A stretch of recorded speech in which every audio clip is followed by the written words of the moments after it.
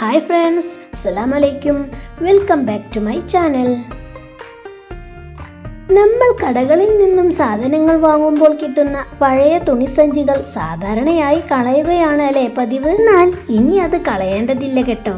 ഇന്നത്തെ വീഡിയോയിൽ ഈ തുണിസഞ്ചി ഉപയോഗിച്ച് അടിപൊളി ചെമ്പരത്തിപ്പൂക്കൾ എങ്ങനെ ഉണ്ടാക്കാം എന്നാണ് നമ്മൾ നോക്കാൻ പോകുന്നത്. ഒട്ടും തന്നെ ചിലവില്ലാതെ വീട് അലങ്കരിക്കാൻ പറ്റിയ ഒരു അടിപൊളി ഐഡിയയാണ് ഇത്. അപ്പോൾ നമുക്ക് വീഡിയോയിലേക്ക് കടന്നാലോ?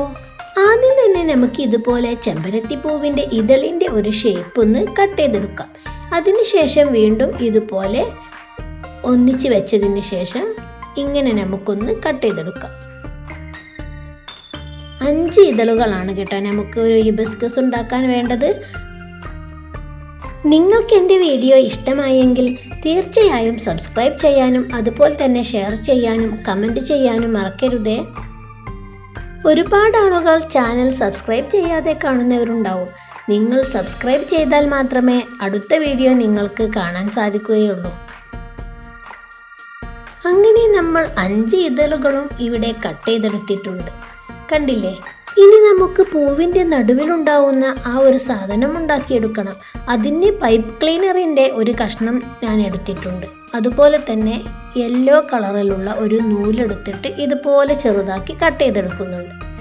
എന്നിട്ട് ഈ ഒരു പശ യൂസ് ചെയ്തിട്ടാണ് കേട്ടോ ഞാനിത് ഒട്ടിച്ചെടുക്കുന്നത്. ഇതുപോലെ ഇതിൽ തേച്ച് കൊടുത്തതിന് ശേഷം ഒന്ന് ഡിപ്പ് ചെയ്തെടുക്കാം.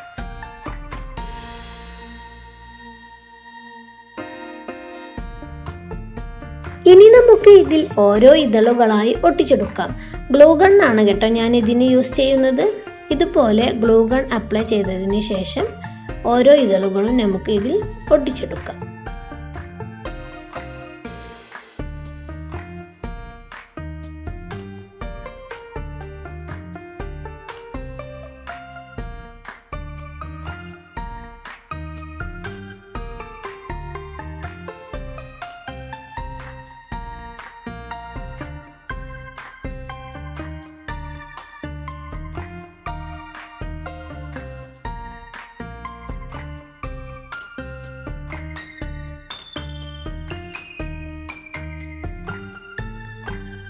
ഇനി നമുക്കൊരു ഗ്രീൻ കളർ പൈപ്പ് ക്ലീനർ എടുത്തതിന് ശേഷം അതിൽ ഇതുപോലെ ടിഷ്യൂ ഉപയോഗിച്ച് ഒന്ന് ഒട്ടിച്ചെടുക്കാം മുകളിൽ.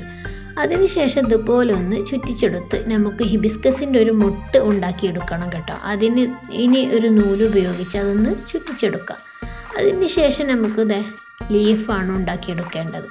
അതിന് ഗ്രീൻ കളർ ക്യാരി ബാഗ് ഉപയോഗിച്ച് ഇതുപോലെ ലീഫ് കട്ട് ചെയ്തെടുക്കാം.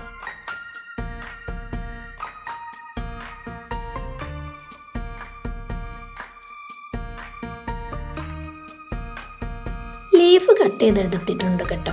ഇനി നമുക്ക് ഒരു കമ്പ് ഉപയോഗിച്ച് ഇത് ഗ്ലൂ അപ്ലൈ ചെയ്ത് ഒന്ന് ഒട്ടിച്ചെടുക്കാം. ഇതുപോലെ ഒട്ടിച്ചെടുത്തതിന് ശേഷം ഗ്രീൻ കളർ ടാപ്പ് ഉപയോഗിച്ചാണ് കേട്ടോ ഞാൻ ഇതൊന്ന് ചുറ്റിച്ചെടുക്കുന്നത്. ഇതുപോലെ ഈ ഒരു ടാപ്പ് ഉപയോഗിച്ച് ഫുള്ളായിട്ടൊന്ന് ചുറ്റിച്ചെടുക്കാം.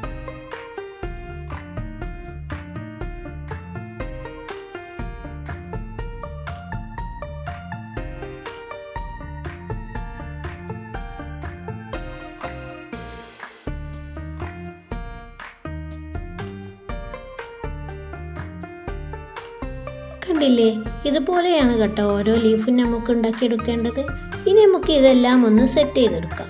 അതിന് ഇതുപോലെ ഒന്ന് ഗ്രീൻ ടാപ്പ് ഉപയോഗിച്ച് ആദ്യം ഒന്ന് ചുറ്റിച്ചെടുത്ത് ഓരോന്നായിട്ട് വെച്ചെടുത്ത് നമുക്ക് മുഴുവനായിട്ടും ചുറ്റിച്ചെടുക്കാം.